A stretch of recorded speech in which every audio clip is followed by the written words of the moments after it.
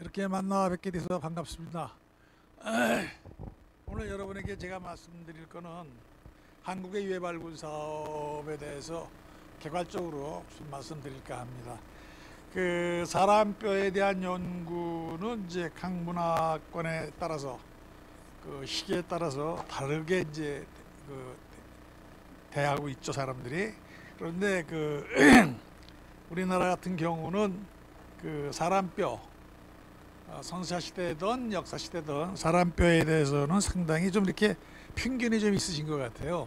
특히 그래서 저희가 그 고고학하는 선생님들하고 하다못해 조선시대 16, 17세기에 화강묘에서 나오는 뼈를 가지고 그 좀 연구 좀 해보자. 그래도 이거 안 돼. 그리고 다시 그냥 갖다 묻어버리는 그러한 일들이 쭉 반복돼 왔었죠. 그런데 저희는 그 사람 뼈를 통해서 과거 그 사람들의 삶을 저희들이 복원할 수 있고 재현할 수가 있습니다. 그런데 아주 중요한, 그래서 본턱스라고 뼈가 얘기를 해준다 그러는데, 그러한 중요한 그 자료를 이제 저희가 이렇게 왕왕 그 소홀히 다루는 경우가 많이 오고 있습니다. 그런데 한국에서 특히 그 집단 매장, 집단 유해에 대한 그 연구는 1997년에 홋카이도에서 진행됐던 일제강점화 강제징용자 희생자들의 유해 발굴이 그 시초였습니다. 그런데 그 일제강점화 징용자들 유해 발굴은 그 민간인들 자원봉사자들, 그다음에 학생들, 이런 사람들이 주축이 돼서 한일 양국에 그 관심 있는 학자들, 이런 분들에 의해서 민간 차원에서 진행이 됐습니다. 국가 차원에서 체계적으로 처음으로 실시된 그 현대 사람들의 뼈에 대한 그 연구는 그 2000년부터 실시된 한국전쟁 전사자 유해 발굴 50주년 기념 사업이 처음이었습니다. 그래서 처음으로 2020년부터 시작이 됐는데, 그것도 3년간 한시적으로 하는 걸로 되어 있었습니다. 그런데 저희가 유해 발굴을 하면서 보니까 엄청난 양의 전사자 유해 발굴자들이 유해가 나오고, 그래서 그 유해가 저희가 3년 또 연장하고 또 3년 연장하고 하다가 2008년에 정식으로 국군 전사자 유해 발굴, 국방부 유해 발굴 감식단이라고 하는 정식 부대가 발족되어 가지고 지금 국립현충원 안에 독립부대로 돼 있으면서 많은 일들을 해오고 있죠. 우리나라에서는 이런 상황이었는데, 그 후 2005년에 진실화해를 위한 과거사 정리법이 이제 만들어지면서 그 정리법에 근거를 해서 한국전쟁기 국가폭력에 의해서 희생당한 분들에 대한 그 조사가 이제 실시되었습니다. 그래서 전국적으로 그 가족들에 대한, 그 희생자 가족들에 대한 그 이제 그 신청을 받고, 그걸 토대로 해서 2007년부터 2009년까지 그 진실화해법에 근거를 해서 전국적으로 유해 발굴을 실시했습니다. 조금 이따 말씀드리겠습니다만, 그때 저희가 받은 게 전국의 168개 지역에서 그 신고를 받아가지고 그 중에 집단 학살이 확실하다 하는 지역만 30개를 추렸습니다. 그 30개를 추려서 그 중에서 3년간 저희가 발굴 조사를 했는데, 그 발굴단 본부가 저희 대학이었습니다. 저희 대학교 박물관이 발굴단 본부가 돼가지고 이제 전국의 다른 대학들하고 컨소시엄을 이루면서 11군데 지역에서 발굴을 했습니다. 그래서 모두 1670여 구의 유해를 발굴해서 저희 충북대학교 안에 그 한 10여 년간 모시고 있다가 2016년에 지금 세종시 충무의 집이라고 하는 곳에 이제 다시 안장을 했습니다. 임시. 그리고 지금은 현재 대전 산내 동구 쪽에 있습니다만, 산내 곤룡골 일대에 약 8만 평방미터의 국가 단위 위령 시설을 지금 그 신축할 그런 계획을 정부가 갖고 있고, 현재 그 작업을 진행 중입니다. 그래서 저희가 이러한 그 진실화의 일기에 의해서 그 유해를 발굴했습니다만은 충분히 하지 못했기 때문에 민간 시민단체들이 다시 모여서 제2기 진실화해법이 필요하다. 그래서 이제 그 2014년부터 시민단체에서 다시 모여가지고 10년간 저희들이 자원봉사자들을 데리고 발굴을 해왔습니다. 그래서 이제 올해까지 계속 진행을 하고 있는데, 3년 전부터 국가와 또는 그 지방자치단체가 각자 조례로 유해를 발굴할 수 있는 근거를 만들었습니다. 그래서 그 조례의 근거에서 유해 발굴을 해오고 있습니다. 지금까지 한 4천여 구의 유해를 발굴해서 저희가 이제 조사를 하고 그 유해들을 임시 안양하고 있는데 2024년 내년부터 실시해서 2024년에 국가단위 위령시설 공원이 대전 산내에 만들어집니다. 만들어지면은 한국전쟁기 국가폭력에 의해서 희생당한 분들은 그 공원에 전원 모시기로 되어 있습니다. 또 그 슬라이드로 저희가 간단하게 보여드리죠. 이게 안 나와. 예. 이 글은 그냥 저희가 간단하게 소개하기 위해서 만들어 놓은 건데 여기 보시면 이제 한국의 유해 발굴의 필요성, 그 다음에 한국의 유해 발굴 사업, 그 다음에 한국의 유해 발굴 사업은 첫째가 국가 정체성을 확립하는데 하나의 그 기재가 된다 이렇게 말씀을 드릴 수가 있고, 또 하나는 그 인류 보편적 가치인 인권신장에 기여하는 그러한 그 하나의 기재다 이렇게 말씀을 드릴 수 있겠습니다. 이런 순서로 여러분에게 말씀을 드려보죠. 먼저 해방 이후 1950년 45년 해방 이후 한국에서 진행된 그 집단 매장, 집단 유해 발굴 내지 유해 발굴은 이렇게 6개 정도가 있습니다. 6개 정도가 국가단위. 이제 여기 보시면 알지만 6.25 전쟁 때 전사한 6.25 전사자 이 있습니다. 그리고 순국선열의 유해 발굴. 다시 말해서 이건 특히 안중근 의사 유해 발굴입니다. 안중근 의사 유해 발굴. 그다음에 세 번째는 일제강점화 강제연행 희생자 유해 발굴. 네 번째가 한국전쟁 전후 민간인 집단 희생자 유해 발굴. 다섯째가 최근에 있었던 2016년 17년에 있었던 세월호 유해 발굴입니다. 세월호 유해 발굴. 그 다음에 6번 성감도 유해 매장지 조사. 이건 여러분이 잘 모르시죠. 성감도 이거는 이제 아시는 분들만 아시더라고요. 1944년에 일제가 자기네 필요한 동력과 자원을 얻기 위해서 그 한국에서 있는 어린아이들 18살입니다. 까지를 전부 다 이렇게 부모가 있든 없든 길에서 잡아다가 성감도라는 섬에 수용을 했습니다. 지금 그 성감도는 안산시 성감동입니다. 대부도하고 제부도 사이인데 전에는 그게 이제 섬이었는데 지금 이제 연륙이 돼 있죠. 거기에 모아가지고 이제 거기서 아이들을 혹사시키다가 해방되고 나서 그 기관이 그대로 대한민국 정부로 넘어왔습니다. 그래서 1984년까지 경기도가 여기를 운영을 했습니다. 그 학원을 운영하면서 어린아이들이 학대와 구타, 배고픔 등으로 수백 명의 어린아이들이 여기서 죽어나갔죠. 그게 지금 그 자리에 그대로 있습니다. 그 사건이 지금 여러분이 알고 있는 그 형제복지원 사건하고 같은 그런 맥락의 사건들입니다. 그래서 이러한 6개의 이제 유해 발굴 사업이 있는데 이게 제가 참 전생에 무슨 잘못을 저질렀는지 제가 이 발굴 단장이 돼가지고 이 수천 구의 뼈를 전부 다 일일이 다 손으로 만졌습니다. 만지고 감식하고 사진 찍고 보고서를 내고 지금 그러고 있습니다. 하나씩 그런데 여기서 말씀드릴 거는 아까 제가 이제 그 가장 중요한 6.25 전사자, 그 다음에 2번, 3번, 4번까지만 주로 말씀을 드려보겠습니다. 간단하게. 그러면 여기서 유해 발굴을 왜 하느냐? 많은 분들이 저한테 물어봐요. 아니 박 교수 그 유해 발굴을 왜 해? 끔찍하지도 않아? 막 이래가면서. 그런데 저희는 이제 저희 나름대로 한번 정리를 해봤습니다. 그 유해 발굴의 의미는 해방 이후 한국은 사회 변화에 따라서 계층 간의 세대 사이에 동질성 및 국가 정체성의 혼란이 왔다 이렇게 저희가 이제 보고 있죠. 그래서 이러한 정체성의 혼란이라든지 동질성의 혼란 또는 갈등, 계층 간의 갈등 이런 거를 해결할 수 있는 방편 중에 하나가 바로 유해 발굴이 아니겠느냐. 방안 중에 하나입니다. 뭐 잘 안 되는 게 아니라 방안 중에 하나. 그래서 이러한 그 유해 발굴을 통해서 저희가 살펴보려고 하는 거는 도대체 국가와 국민 간은 어떤 관계냐. 국가와 국민은 계약 관계죠. 사실 저희가 보면은요. 그래서 저희는 그 국가한테 세금을 내고 군대를 가지고 그러죠. 그런 계약 관계를 갖고 있죠.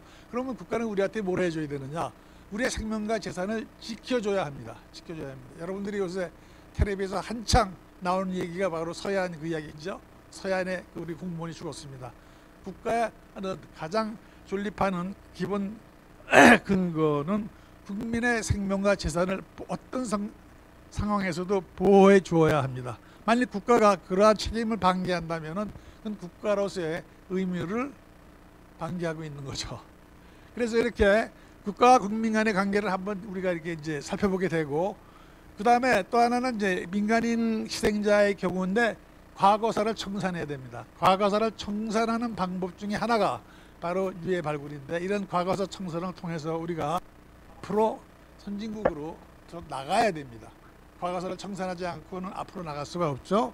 그래서 그 6개의 유해 발굴이 조금씩 성격은 다르지만은 저희가 이걸 정리해 보니까 그 민족사적 가치인 국가 정체성과 통합, 국민의 통합에 이게 절대적으로 필요한 하나의 기제다, 이렇게 말씀을 드릴 수가 있고, 이 변적 가치인 인권 신장을 하는데 아주 좋은 상징적인 그런 그 자료다.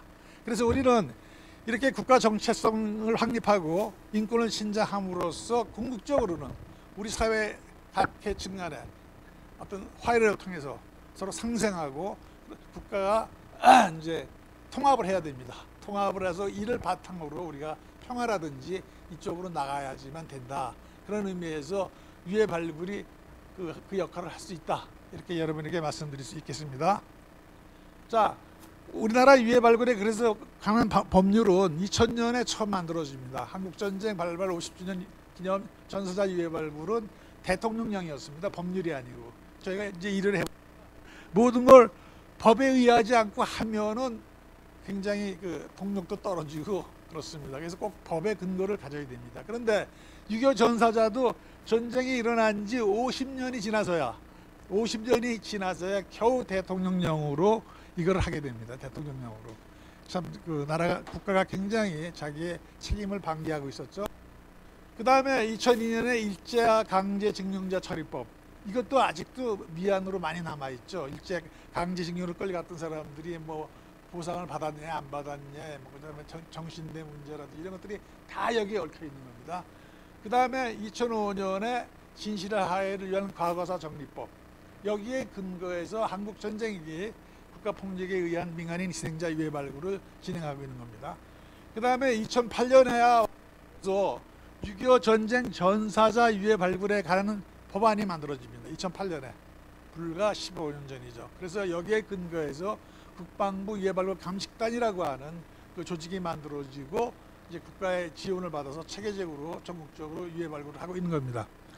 그 다음에 2021년 작년 11월에 와서야 겨우 제2기 진실화해를 위한 과거사 정리법이 다시 만들어졌습니다. 다시 만들어졌는데 저게 여야 간의 국회의원님들이 싸움을 하시느라고 누더기법이 돼가지고 여기에 유해 발굴에 관한 법이 빠졌습니다. 유해 발굴. 그러니까 그 가족들이 이제 그 국가에 우리 가족이 이렇게 이제 희생당했다는 이런 신청은 받을 수 있게 돼 있는데 유해 발굴에 관한 법은 빠져 있어서 지금 다시 유해 발굴에 관한 법률을 다시 지정해야 된다고 저희가 요청하고 있습니다. 그 다음에 각 지방자치단체가 나름대로의 조례를 갖고 있습니다. 조례 안에 1년에 한 번씩 전쟁 희생자들에 대한 위령 사업을 하게 되는데 그 안에 유해 발굴을 할 수 있는 근거가 이제 들어 있습니다. 그래서 조례 근거에서 각 지방자치단체장이 그 지방 보조금을 이제 지급할 수가 있기 때문에 그 보조금에 근거해서 유해 발굴을 하고 있습니다. 가장 대표적인 게 충청북도입니다. 광역단체로는 2년 전부터 충청북도가 1년에 한 두 건씩 그 지원을 해서 유해 발굴을 하고 있습니다. 올해는 저희가 4월 달에 단양 영춘면에 가면 곡개굴이라고 있습니다. 6.25 전쟁 때 미군 폭격에 의해서 굴 안에 있었던 민간인 한 400여 명이 죽었습니다. 그분들이 이제 유해가 바깥에 묻혀 있었는데 그분들에 대한 유해 발굴을 저희가 4월 한 달 동안 단양군 영춘면 곡개굴에서 유해 발굴을 실시했습니다. 그래서 간단하게 유해 발굴 이제 보여드리죠. 유해 발굴은 왜 해야 되느냐 이렇게 쭉 나와 있는데 보면은 저희가 그 전사자가 약 14만 명이 된다고 합니다. 14만 명. 그런데 저희가 그 2000년부터 시작해서 올해까지 14,000명 정도밖에 유해를 찾지 못했습니다. 14,000명. 그리고 그 중에서도 가족을 찾은 게 180명도 안 됩니다. 가족을 찾은 게. DNA를 통해서 가족들을 찾은 게 180밖에 안 되기 때문에 정부가 전국적으로 홍보를 하고 유가족들의 이제 DNA를 이렇게 이제 신고인데도 아직은 180명 정도밖에 안 되고 있습니다. 여기 2020년까지 보면은 이제 조사한 이야기가 쭉 나오죠. 요거는 이제 왜 저희가 이걸 하면서 인류학적인 조사를 하게 되는데 거기서 돌아가신 분들의 나이, 성별, 키, 사망 원인, 가해자, 피해자 등등 여러 가지 조사를 하는데 그걸 해보니까 이 경북 지역에서 이제 사망자 수가 굉장히 많이 나오고 있죠. 이건 유해 발굴을 한 숫자를 가지고 저희가 통계를 내본 겁니다. 봤더니 나이가 20세에서 24세. 다시 말해서 6.25 전쟁 때 전쟁을 수행했던 그 집단은 20세에서 24세가 가장 많은 남자들입니다. 그 다음에 보니까 여기 여러분이 이제 이거 보시건 잘 안 나오네. 요 15세부터 19세 까만 선이 나오죠. 까만 선이 높은 빈도로 나오고 있는데 이게 바로 소년병들입니다. 소년병들. 낙동강 전선에서 죽은 소년병들입니다. 여러분이 낙동강 근처 방어선 마지막 방어선에서 전투를 할 때 보시면 알겠지만 거기 워커라인에 가장 치열한 전투가 벌어졌던 데가 다부동입니다. 다부동에 가시면 알지만 그 계곡이 한 2km쯤 되는데 거기에서 북한군 한 2만 명, 그다음에 한국군 한 10,000명, 8,000명에서 10,000명이 한 3만 명이 그 2km밖에 안 되는 한 달간 전투에서 계곡에서 전사들 했습니다. 그래서 그 산하가 전부 다 피로 흐르고 거기서 나는 풀들 나무를 10년간 주민들이 먹지 않았다는 그런 얘기가 다 있죠. 혹시 여러분들이 칠곡에다 다부동을 가실 때는 한번 꼭 들리셔서 한국전쟁 오늘이 내일 모레가 6.25죠. 내일 모레 6.25니까 한번 보시면은 좋은 기억에 남으실 겁니다. 그래서 우리나라에서 이 소년병들 문제가 있는 심각한데 이 소년병들에 대한 그 처우 개선이 전혀 되지 않죠. 그래서 저희가 유해를 이제 발굴하고 감식을 하고 있을 때 오시는 그 소년병 출신의 어르신들이 오셔가지고 이렇게 보시면서 저거 내 모습인데 저희가 소년병을 이제 찾아가지고 이렇게 분류를 하고 있으면 저게 내 모습인데 그러고 가르쳤던 분들이 많이 계신데 그분들이 제대로 국가로부터 대우를 받지 못하고 돌아가고 계시죠. 그래서 국가는 이러한 국가를 위해서 희생하신 분들에 대한 보훈 정책, 이러한 보훈 정책을 제대로 세워줘야 되지 않느냐. 저희는 이제 그렇게 자꾸 주장을 하죠. 그 다음에 요거는 이제 하나의 예로 보내드린 건데 2002년에 그 가평지구 전투 지역을 조사하고 있었는데 그 뼈 사이에서 나온 비닐 요만한 봉지 안에 새겨져 있는 사진이었습니다. 사진이 들어 있었는데 사진은 사가서 없어지고 이렇게 프린트로만 남았죠. 근데 이게 찾아진 날 뭐 일간지 기자가 왔다가 이걸 보고 찍어갔어요. 찍어가지고 그 다음날 아침에 자기는 신문에 특종으로 냈는데 저녁 때 가족이 나왔습니다. 가족을 찾았어요. 왜냐하면 이분이 학도병으로 가면서 여러분 보시면 알지만 이분이 만년필도 2개 차시고 여기 시계도 차고 상당히 인테리어 계급이었던 것 같아요. 사진을 한 장 놓고 나갔는데 그 사진을 가족이 갖고 있었습니다. 그런데 이분이 이제 전사하신 거를 어디서 돌아가셨는지 그걸 몰랐습니다. 저기 뭐 나이 드신 분들은 알지만 1950년 전쟁이 일어났을 때 국가 총동원령을 내리면서 17살, 6살부터 31살까지 다 징집을 했죠. 길에서 막 데려가면서 남겨준 거는 종이 한 장이었습니다. 펜으로 쓴 종이 징집, 뭐 통지서 이런 식으로. 그러니까 기록이 남아있지 않아요. 저희가 육본에 군사편찬위원회 조사를 쭉 해봤더니 종이에다 펜으로 쓴 징집 관계 서류들인데 그걸 가지고는 찾을 수가 없었어요.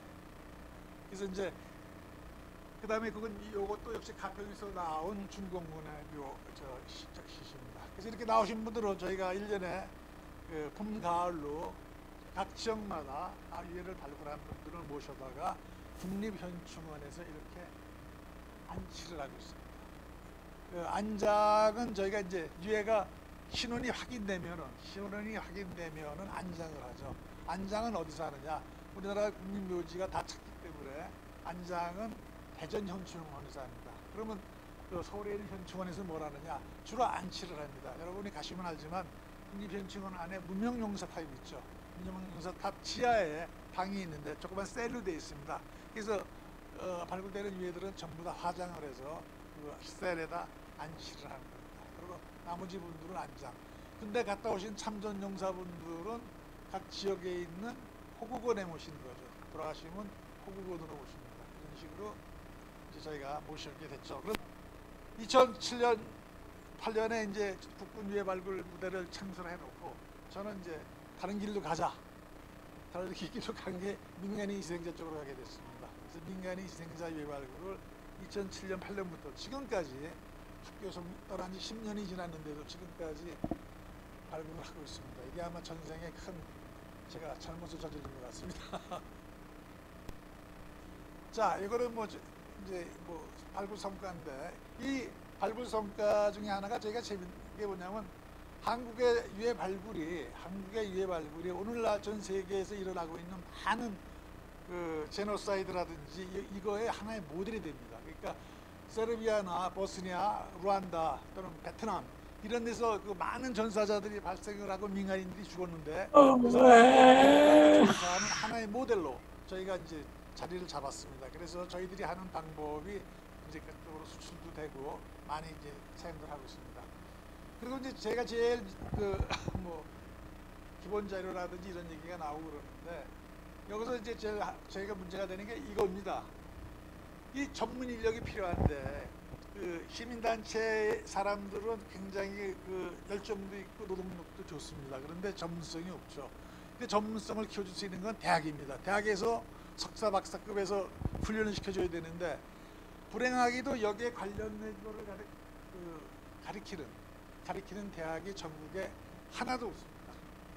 충북대학이 유일하게 하나가 있었는데 제가 이제 여기 25년 동안 있을 때는 저걸 과목을 만들어서 쭉 가르쳐 왔습니다. 그런데 제가 학교를 간두니까 그 과목이 다 없어지더군요. 전공자가 없다고. 이 국립대학이 임자가 없는 대학이라 그런 것들이 다 없어지는 겁니다. 그래서 참 안타까운 일이 벌어지고 있는데, 그리고 이 미국 같은 경우는 이게 죽음의 민주주의입니다. 죽음의 민주주의.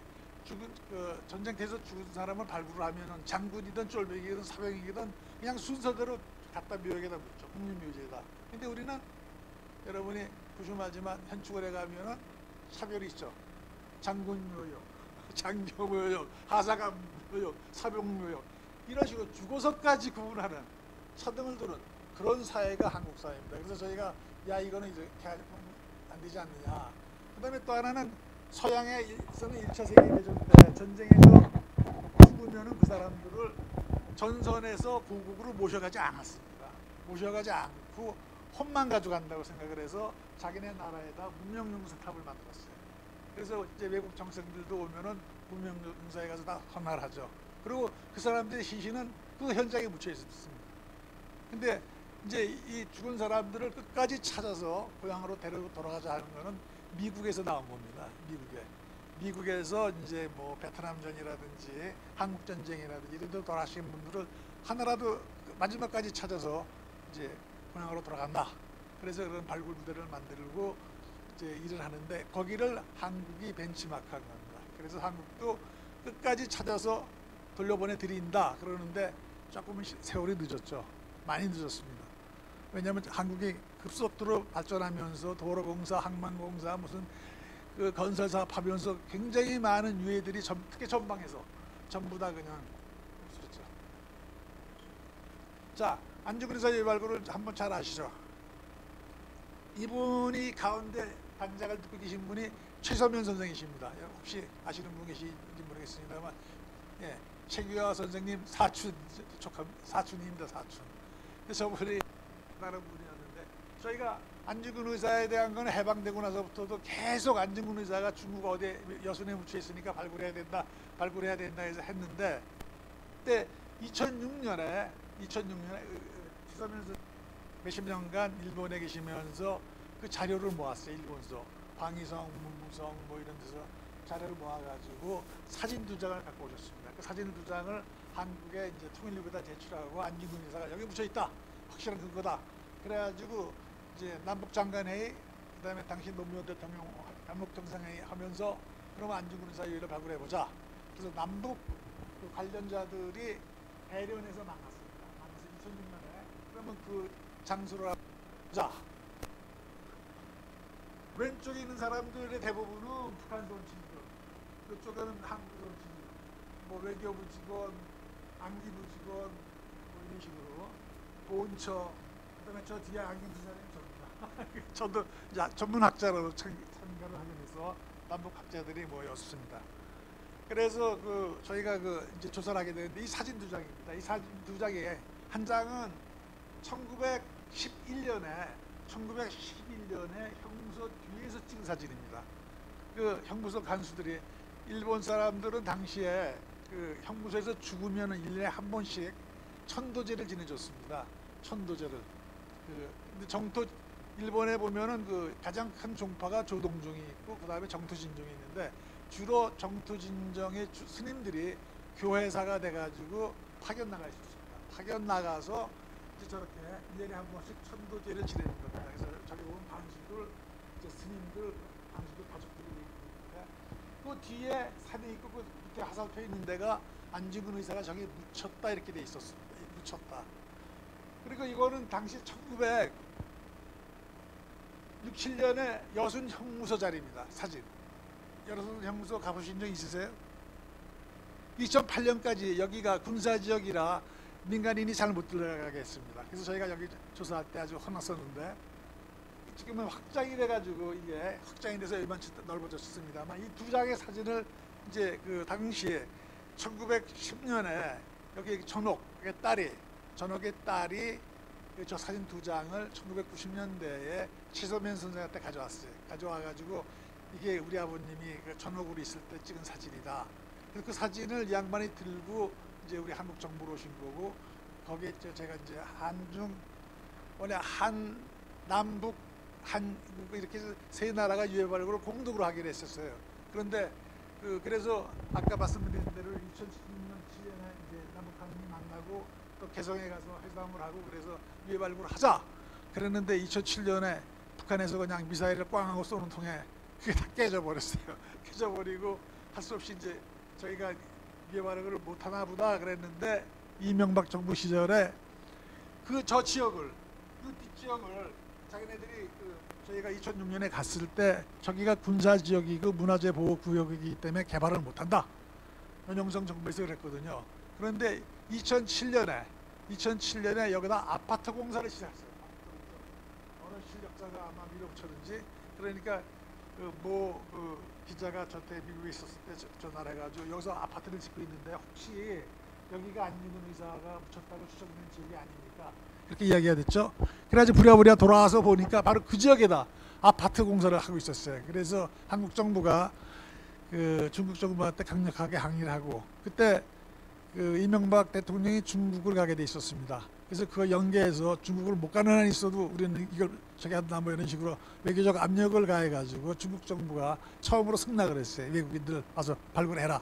그래서 저희가 여기서 한 달 이상 발굴을 했습니다. 여순서.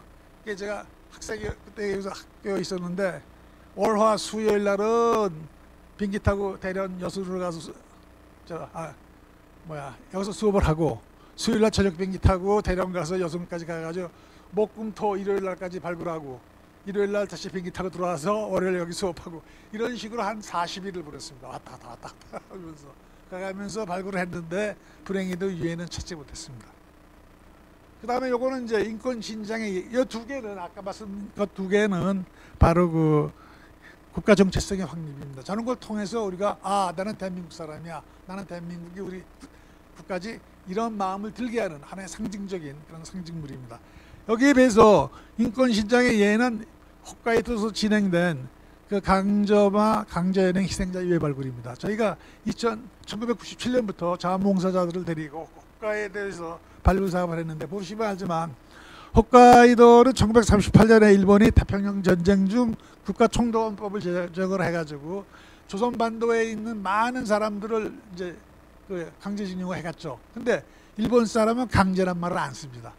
저희가 발굴해 보면 알지만 강제란 말을 안 쓰기 때문에 계속 지금까지 한일 관계가 그것 때문에 싸움을 하는 겁니다. 우리는 돈 주고 니네가 와서 일하는 노무자였지 왜 강제냐. 근데 우리는 니네가 강제로 끌어가지 않았느냐. 이래서 지금까지 저렇게 맨날 싸움을 하는 겁니다. 그래가지고 이 사람들이 그 조선인이 한 15만 명 이상이 동원됐는데 태평양 전쟁 남쪽까지 하면 한 30만이라고 그래요. 태평양 전쟁 유적해서는. 근데 홋카이도 그쪽에까지 하고 일본 본토에 한 15만 명 이상이 끌려갈 것 같아요. 이런 사람들이 뭐 도로, 제지회사, 군수공장, 땡 건설 등에 동원이 됐는데 북해대의 경우는 특히 슈마리나이라고 하는 지역에 아시아 최대 수력 발전 댐이 거기 있었습니다. 그 건설을 조선 노동자, 중국 노동자, 그리고 일본 자체 노동자들이 그 댐을 건설했습니다. 그때 많은 조선인들이 죽었죠. 그런데 이 사람들이 그 뭐라고 불렀냐면 타코베야 노동자, 아주 열악한 상태에서 집단으로 노동하는 그런 이제 시스템을 갖고 있었는데 거기서 일한 사람들을 타코베야 노동자라고 불렀습니다. 그래서 이쪽을 저희가 이제 15년 동안 발굴을 하고 그 유해를 갖다 일본에 봉안했다가 2015년에 저희가 70년 만에 귀향이라는 프로젝트로 해서 한국으로 모시고 왔습니다. 모시고 와서 벽제에 당시 그 박원순 시장이 크게 인심을 쓰셔서 묘역을 하나 만들어줘 가지고 거기에 모시고 있습니다. 지금까지.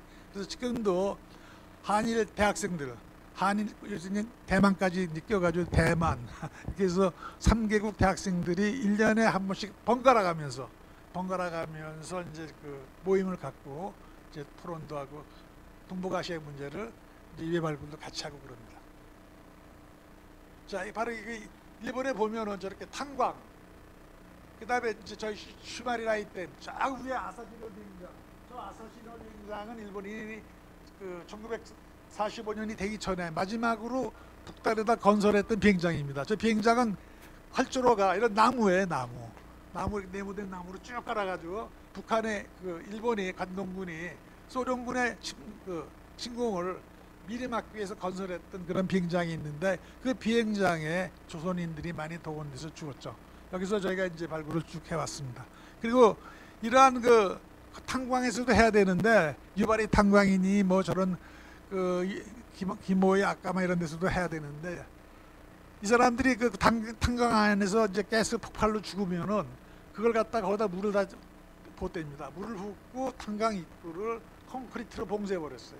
지금도 그 콘크리트가 봉쇄가 돼가지고 열질 않고 있습니다. 언젠가는 저 그 탄광 안에서 죽은 사람들 저희가 발굴해야 되는데 그래서 저희가 그 한국에서는 2005년에 그 금정굴 일산에 있는 금정굴이 수직굴이 한 30m 들어가는데 거기서 저희가 발굴을 했습니다. 그래서 이제 어느 정도 기술을 축적했는데 언제 기회가 되면은 일본 탄광도 가서 발굴해야 되지 않나 이렇게 생각합니다. 그때 이제 이렇게 저희들 모습입니다. 한일 대학생들이 모여서 이제 발굴을 하고 이건 그 일본의 북부 홋카이도에 살고 있는 원주민들이 저렇게 이제 의식을 해주는 겁니다. 저희가 발굴하기 전에.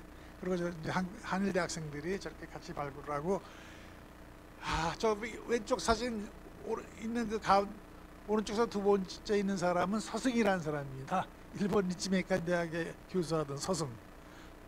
그 아시는 분이 있는지 모르겠습니다만 1972년에 김대중 사건에 연루돼 가지고 한국에 와 있던 일본인 유학생 그 서승이라는 친구가 제일 보였는데 그 김대중 사건에 연루가 돼 가지고 안기부에 잡혔습니다. 그래 가지고 고문을 나가다가 나중에 안 되겠으니까 자기가 그냥 석유를 부르질렀어요 봅니다. 그래서 손도 다 이렇게 찌그러지고 얼굴도 다 이렇게 찌그러지고 그래가지고 저 안에서 한국 형무소에서 30년 가까이 있었습니다. 20년인가 30년. 그러다 86년에 풀려나가죠. 근데 그 사람이 이제 리치메이칸 대학에 이제 대학만 나왔는데 교수가 됐어요. 그래서 이제 그 친구랑 같이 저희가 작업을 하더라고. 자, 요건 이제 미간인. 요게 이제 제일 문제입니다. 요새 한국 사회에서 제일 문제가 되고 있는 것 중에 하나입니다. 이건 여러분이 잘 보시면은 요새 그 말하는 서해 그 공무원 죽은 그 내용하고도 이렇게 연관되어 있습니다. 예를 들어서 야 경제가 급한데 사람이 죽은 게 무슨 상관이야. 이런 논리를 한다면은 이 사람들도 마찬가지죠. 전쟁이 일어나서 국가가 위험한데 좀 죽였기로 손해. 빨갱이라고 뭐가 문제가 돼? 그 똑같은 논리죠. 근데 그래서는 안 된다는 거죠. 보시면 알지만은 그 민간인 대량 학살은 뭐냐면은 대구 사건, 1948년에 대구에서 많은 미군정화에 그 가창리라는 데서 한 10,000여 명 가까운 민간인이 희생당했습니다. 그 다음에 4.3 여순, 그 다음에 11사단 토벌작전은 전라도입니다.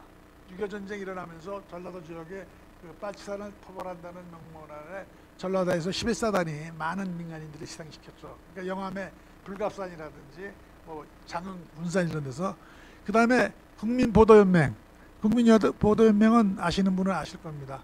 그 해방되고 나서 좌익 사람들을 계도한다는 뜻으로 전부 다 등록을 시켜서 이제 우이그를 만든다고 교육을 하다가 전쟁이 발발하니까 이거 잠재적 적대 세력이 되겠다, 다 죽여. 그래서 전국적으로 한수 이남에서 이제 그 학살이 자행되는데 적게는 30만, 많게는 100만까지 추정하는 학자들도 있습니다. 그렇게 많은 민간인들이 이제 희생당했습니다. 그 다음에 형무소 재소자들, 그 다음에 부역 혐의자, 거창, 노군인 사건이 전부 다 여기에 속하는 겁니다. 그래서 이러한 민간인 대량 학살에 관한 과거사를 청산하지 않는 한, 과거사를 청산하게 해서 저희가 과거에 일어난 사건을 재구성하고 진실을 규명해야 된다. 그리고 이 사람들에게 새로운 사회적 지위를 부여해 줘야 된다 하는 겁니다. 왜냐하면 이 민간인 희생자에 연관됐던 사람들을 과거에는 전부 다 저희가 빨갱이라고 불렀습니다. 빨갱이라고 불렀고 그 가족들은 빨갱이 가족이었습니다. 그래서 한국 사회에서 1986년까지 연좌제라는 게 있어가지고 그 관련된 집안의 사람들은 육군사관학교라든지 사관학교도 못 갔습니다. 국군 장교가 될 수 없었어요. 공무원도 될 수가 없었어요. 대학교 교수가 되는 것도 신원조에 걸려서 다 잘려나갔습니다. 그래가지고 86년까지 그런 일이 벌어졌죠. 86년에 연좌제가 풀리면서 일본 이제 사회적으로 그 문제가 없다고 그러는데 아직도 우리나라에서 고위급 공무원이 되려면은 신원조회를 하죠. 그 집안에 저런 사람이 있으면은 아직도 문제가 되는 그런 사회입니다. 이러한 그 대량 학살이 왜 일어났냐 하는 거는 이제 보시면 알지만 분단 정권이 수립됐기 때문에 그렇다. 북한은 사회주의 입장에서, 남한은 민주주의. 그래서 각기 다른 사회 체계, 이념 체계 아래서 국가가 건설됐고 이거를 촉발시킨 게 6.25입니다. 6.25 전쟁. 6.25 전쟁을 일으킬 때 그 소위 남노당, 남한 지역에 있는 노동당의 당수 박헌영이 이런 사람들이 전쟁만 일어나면은 사람들이 불같이 일어나서 며칠이면은 남한이 전부 다 적화될 겁니다. 이런 식으로 이제 선택을 해서 김일성이가 전쟁을 일으켰다고 이제 보는 거죠. 자, 그래서 저희가 2007년부터 9년까지 진실화해위원회에서 발굴하게 됐는데 이제 그 본부를 저희 충북대학에 뒀다고 그랬습니다. 충북대학이 두고 2007년부터 전국에서 이렇게 많은 유해를 발굴했습니다. 이게 이제 그런데 한수 이남인데 한수 이남에서 가장 많은 피해가 발생한 데가 충청남북도입니다. 충청남북도. 그래서 보시면 알지만 요거는 여러분이 청원 분토거리예요. 청원 이렇게 고운삼리 청원 여기 사시는 분은 알겠지만 거기 지나가다 보면 오른쪽에 그 조그맣게 들어가는 골목길이 있는데 그 안에 야산에다 이렇게 쭉 사람을 한 2도 이렇게 세워놓고 그냥 총으로 쏴 죽이고 흙으로 대충 덮어놓는 데입니다. 분토골. 저희 학교박물관에서 발굴을 했죠. 뼈들입니다. 보시면 아십니다. 요거는 2008년에 공주 상항동, 공주 금강가, 공주에서 한 2-3km 대전 쪽으로 가다가 금강이 있는데 금강 바로 금강에서 한 3-40m 떨어진 곳에 이렇게 구덩이를 4개를 팠는데 4개를 파가지고 사람들을 이렇게 요게 한 18m, 3m, 깊이가 50cm입니다. 무릎 꿇게 앉게 해가지고 좌우로 나란히 해서 이제 청소를 시켰습니다. 그래서 저렇게 나란히 쭉 묻어져 있죠. 그래가지고 저 4개가 있었는데 저기 4개의 운동회에서 약 400명 가까운 사람이 나왔습니다. 400명 가까운 사람들이 희생을 당했죠. 자, 그런데 이제 민간인 조사단이 2013년부터 21년까지 이제 바로 유해 발굴을 통해서 과거 청산에 필요한 법과 제도가 구별될 수 있도록 하기 위해서 이제 노력을 해왔습니다. 지금까지. 그래서 이제 제2기 법이 만들어졌는데 이게 2014년부터 22년까지 저희 충북대학교가 관련돼 가지고 발굴한 그 유해 발굴 지역입니다. 보시면 알지만 경남 두 군데 빼곤 대부분이 충남, 그 다음에 세종시입니다. 예. 그리고 현재 가장 큰 거는 대전 동구 낭원동입니다.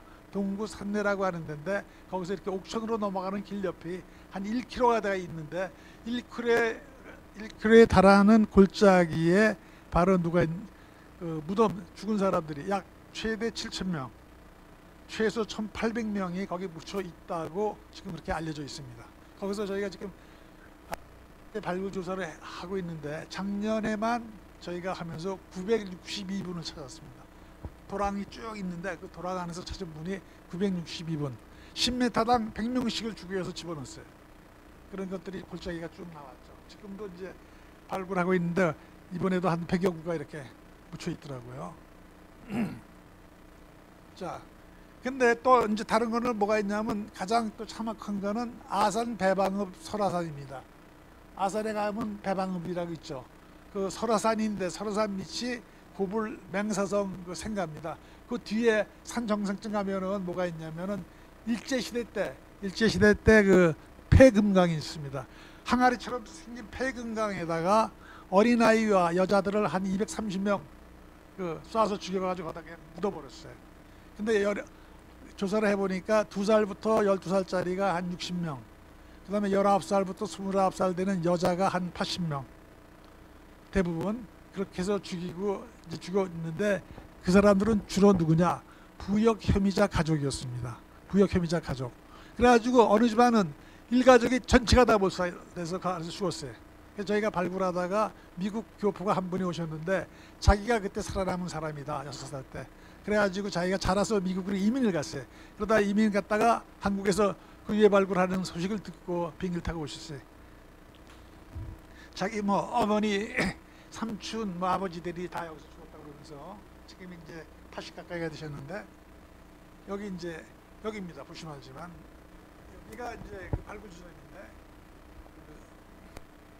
저 발굴 지점에 산이 있습니다. 산이 있는데 이 도로가 뭐냐면 이순신 도로예요. 이순신이 그 백의종군 할 때 천안에서부터 이렇게 아산까지 간 길, 그 길이 이순신 도로인데 그 도로를 조금 한 겁니다.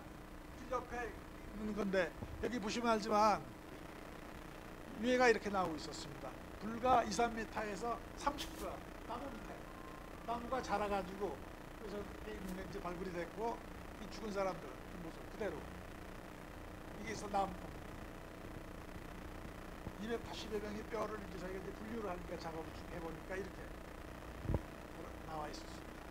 자, 그때 나온 여자들 머리에서 나온 비녀입니다. 비녀가 한 80개가. 비녀라는 여자들이 결혼했을 때 머리에다 쭉 찔린 데 다음에 그다음에 이제 거기서 나온 촌탕, 카빈, M1 이런 걸로 이제 나온 걸로 봐서 아군이 경찰에 이게 그 여자들 손에서 나온 반지들, 기우지게 이게 뭐 꼭지머리에서 이렇게 쪽에 꽂힌 상태로 쌍가락지. 저기 보시면 알지만 피학사자 나이가 10대, 20대가 50대를 주어집니다. 다시 말해서 가족을 처형. 부역 혐의자가 구입할 수복이 되고 12월까지 주로 이제 부역 혐의자를 처형을 하고 일사후 때 그 다음날 51년에 일사후 때가 일어나면서 그 가족들한테 국민집에 죽을 테니까 다 모여라 그래놓고 데려가서 근데 이게 1955년에 동아일보에 대대적으로 이제 보도가 됐어요. 학살이 너무 심했다. 그래가지고 이게 차원으로 조사가 했는데 이걸 갖다가 경찰서 지소 주임이 이동을 했다. 이 사람이 다 뒤집었어요. 뒤집었다 보니까 자기가 한 20년 나왔거든요. 너무 억울하니까 2차 공판할 때 증언자를 신청했는데 증언자가 정부총장, 뭐 경찰국장 막 이러니까 정부가 이제 불러내렸죠. 그래야 이 사람한테 징역 1년 횡령 혐의로. 그래가지고 1년도 안 살고 나가버렸어요. 지금 어디 가는지 몰라요. 그 다음에 이제 이거 저기 살면 이것만 알고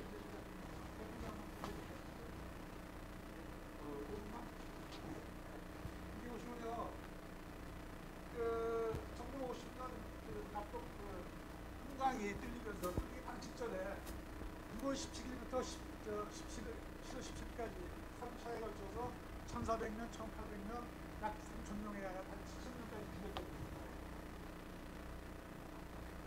우리가 주말이나 대전고속도로 가고 가다가 남대전이죠.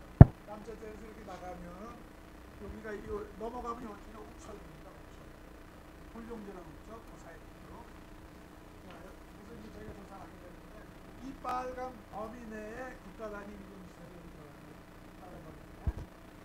이게 1950년에 당시 유민군이라고 하는 영국 출신 기자가 중국 좌파였었는데 한국하고 같이 이 지역에 내려왔습니다. 1950년 8월에 여기서 이제 사진을 찍고 기사를 작성해서 신화사 통신으로 보냅니다. 이 신화사 통신을 1950년 8월 30일자에 한국에서 끔찍한 학살이 대전 산내 권령권에서 있었다.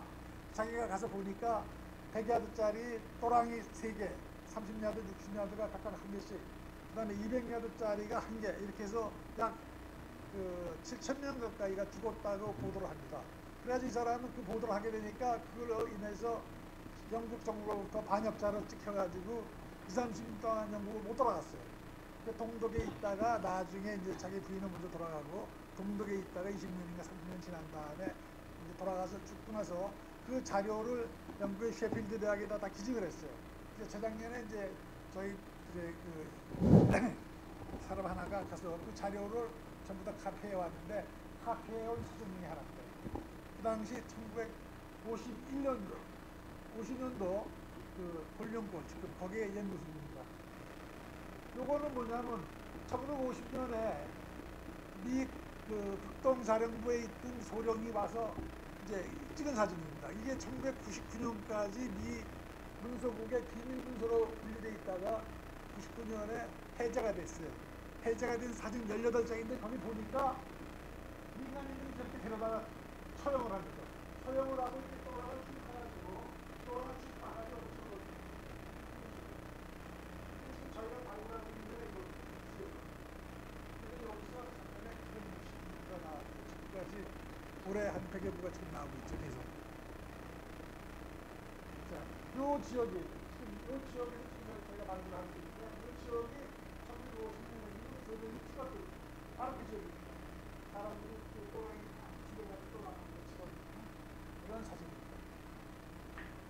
거기 지금 발굴하고 있는데 저 위에 지금 또랑이 붙어 있어요. 그래서 또랑 해보니까 또랑이 이렇게 80야드가 있는데 여기 또랑이 있고 또랑과 산 사이 거기서 한 20년, 30년 처형을 해서 이렇게 대충 덮는 그런 흔적들이 나오면서 얘가 같이 나오고 있죠.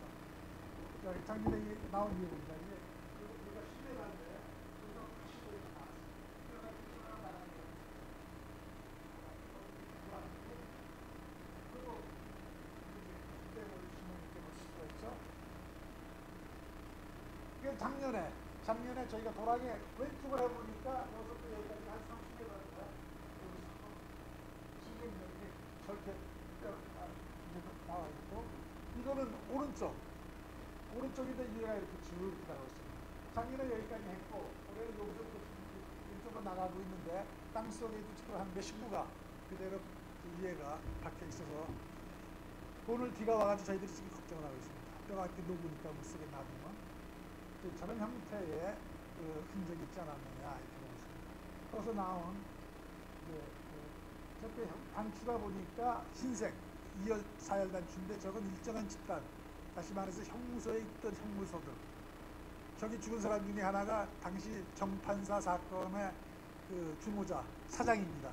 사장도 여기서 죽었답니다. 그러니까 진시하위원장이 와가지고 박 교수님 그 사람 좀 찾아주세요 그러는데 그 수백 명의 뼈 중에서 어떻게 찾았어? 아무것도 없는. 청탄 누가 있어? 무기류. 이거는 이제 부역행자들이 주로 갖고 있었던 것 같습니다. 그런데 말로만 내려온 게 뭐였냐면은 거기에 18살 이하의 사람들도 처형을 당했다. 여자도 처형을 당했다. 이렇게 말로만 났었지 증거가 없었습니다. 그래서 저희가 발굴하면서 나온 이들을 감식하다 보니까 CIA, 이게 M3, 사랑입니다. 사랑의 뿌리가 다 자라지 않은 그런 그 치아들이 여러 개가 나오고 있었습니다. 바로 그 M3라는 건 사랑니는 우리나라 사람은 대개 평균 18살 되면 다 나오거든요. 근데 저거 뿌리가 완전히 안 자랐기 때문에 18살은 아직 안 됐다 이렇게 보는 겁니다.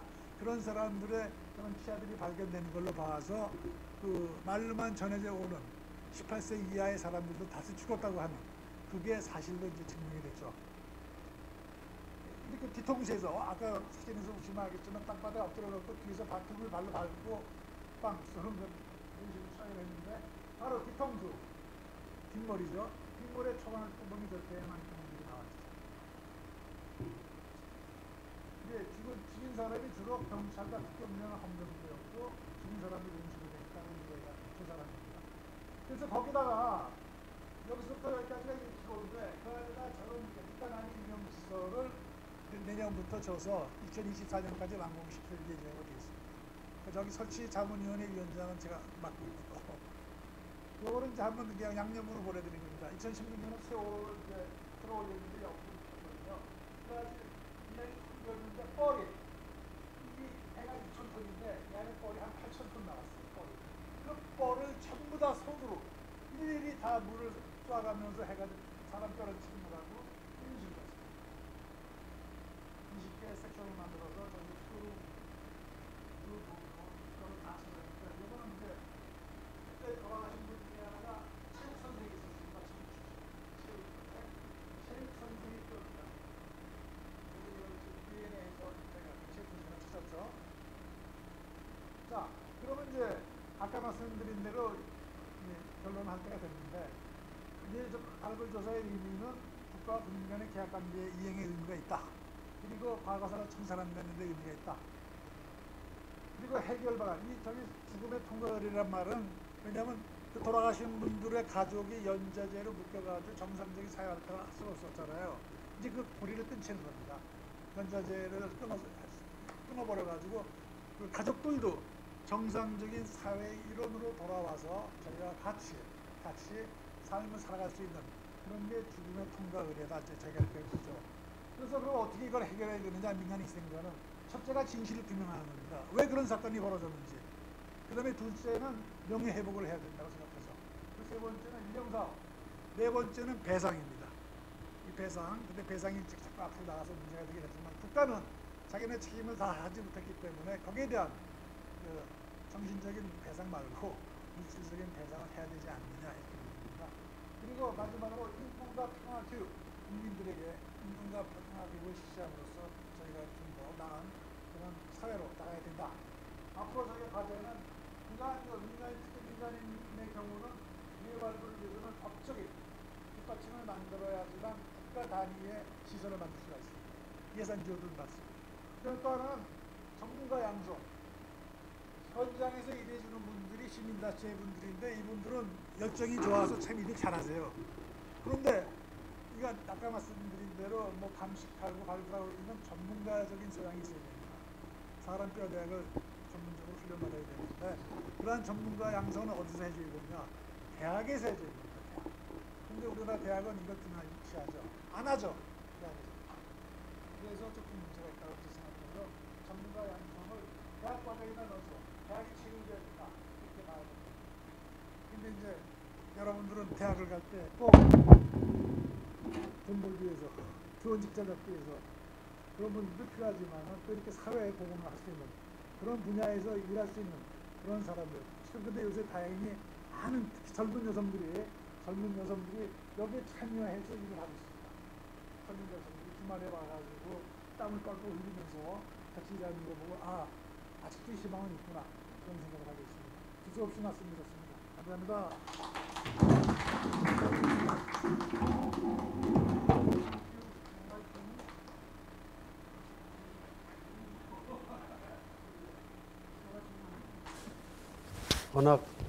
워낙 재미있게 듣다 보니까 시간이 조금 지났는데요. 그 다음 연재 이제 원래 쉬는 시간이 10분 있었는데요. 개인적으로 화장실에 다녀오시는 걸로 해도 되겠습니까? 그렇게 하시고 이제 진행을 할 텐데요. 그래도 워낙 귀한 자리라서 혹시 박선주 교수님 질문 있으시면은 한두 개 정도 하고서 넘어가는 건 어떨까 싶습니다. 혹시 질문 있으시면은 네, 박원기 교수님. 질문이라기보다 소감이 좀 있어서 그 지금 국가폭력 제 목소리가 커서 네, 그러네요. 국가폭력이라는 것이 아보다 청사가 어디에서 쭉 나오는 냄새가 있다고요. 조금 저 나름대로 좀 줄을 했어야 될 말이 아닌가도 싶어요. 어떤 면에서. 근데 그게 문제가 아니라 6.25를 통해서 지금 이 민간의 희생자가 어마어마하게 많다는 것을 새삼스럽게 느꼈고, 그것이 왜 그때 당시에 그렇게 일어날 수밖에 없었는가. 하여튼 과거사실한 역사니까. 그래서 어떻게 아까 발표자께서 말씀하셨다시피 이제 박헌영이가 북한의 김일성한테 조언을 하기를 남침만 하면은 남루당 계열이 다 들고 일어나서 일주일 내, 2주, 3주인가 뭐 정확한 건 모르지만은 다 적화가 된다. 이렇게 얘기를 해서 됐다고 해요. 발표하십니다. 근데 사실 그때 분위기가 그랬다는 건 남쪽에서도 있었던 것 같아요.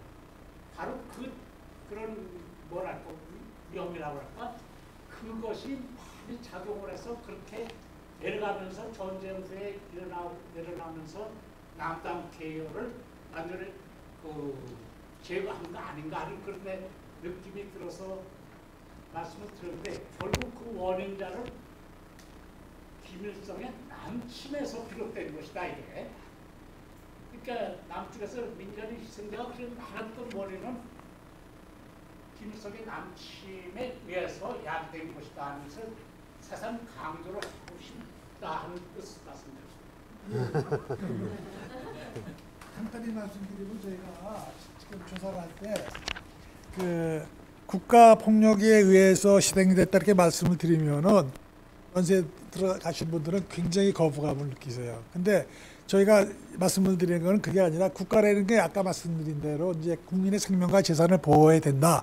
근데 전쟁이 발발했을 때는 그때 어쩔 수 없는 상황이라는 걸 이해할 수가 있어요. 왜냐하면 전쟁이 발발했으니까 갑자기.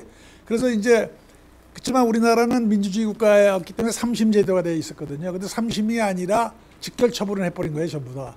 그러면 세월이 지났으면 이제 대한민국이 제대로 정상적인 국가로 가고 있기 때문에 과거에 불법으로 저질렀던 일을 이제는 저희가 바로잡고 가자 이겁니다. 처벌하자는 게 아닙니다. 처벌하자는 게 아니고 누구의 잘못을 따지는 게 아닙니다. 그걸 따지게 되면은 아까 제가 맨 끝에다가 화해하고 상생하자 그런 말을 썼어요. 화해하고 상생하자. 화해 상생이 아니. 그러니까 일단 과거의 진실은 뭔지 우리가 밝혀서 다시는 이런 일이 우리 역사에서 일어나지 않게 하자 하는 겁니다. 그래서 조사를 보면은 이제 조금 오해를 하시는 분들이 많이 계신데, 진실화해위원회에서 할 때 국가 폭력에 의한 희생자, 그다음에 또 뭐가 있냐면은 적대 세력에 의한 희생자. 많은 분들이 그래요. 왜 북한군한테 죽은 사람은 조사 안 하느냐? 하고 있습니다. 적대 세력에 의한 희생자 하고 있거든요. 그러니까 이게 제가 이렇게 쭉 보면서 제가 전사자 유혈 받아 이쪽으로 가니까 저보고 전향을 했다 그래요. 어떤 사람들이. 밖에서 언제 전향했어? 국군 유해 발굴할 때는 우익이었고 이 사람들을 발굴하니까 좌익이래 저보고. 작기가 이렇게서. 그래서 그거 아니고 진실이 뭔지, 그래서 다시는 이런 일이 발생하지 않게 서로 화해하고 그래야지만 우리가 앞으로 나갈 수 있지. 그렇지 않고 그 뭐 국무총리 하나 전라도 쓰고 장관 쓴다고 국민이 화해합니까? 절대 아니죠.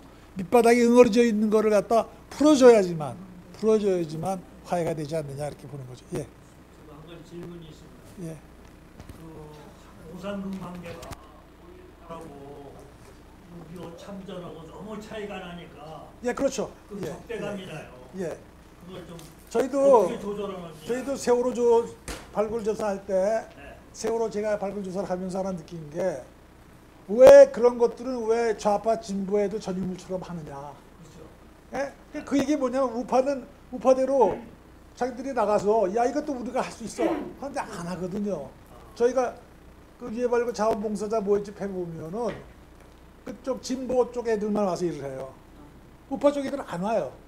일본 가서 발굴하는 데도 보면은 저 청년 애들은 젊은 애들 중고등학교 애들이 와가지고 땀을 흘려가면서 일을 하는데 민단 애들은 안 와요.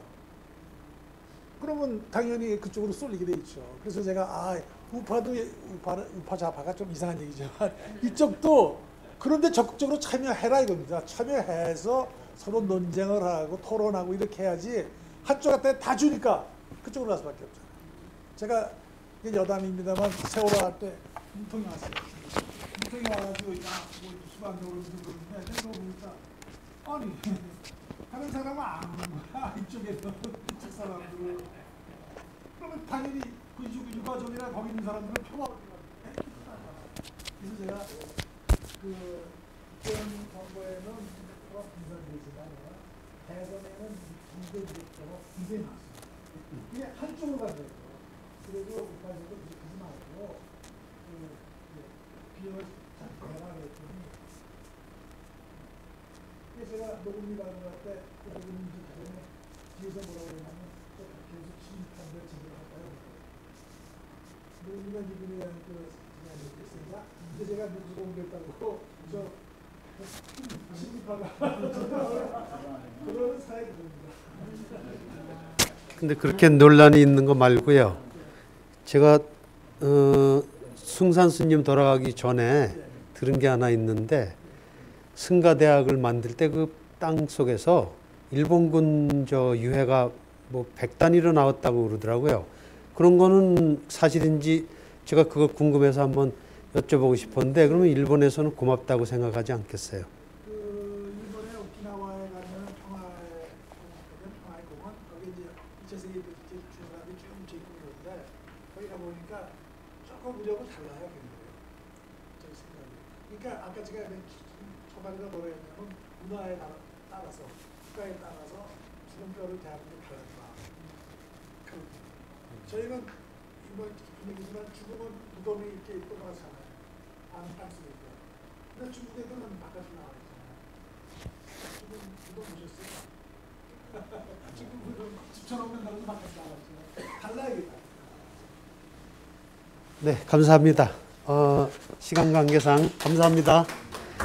다음 네. 오늘 중요한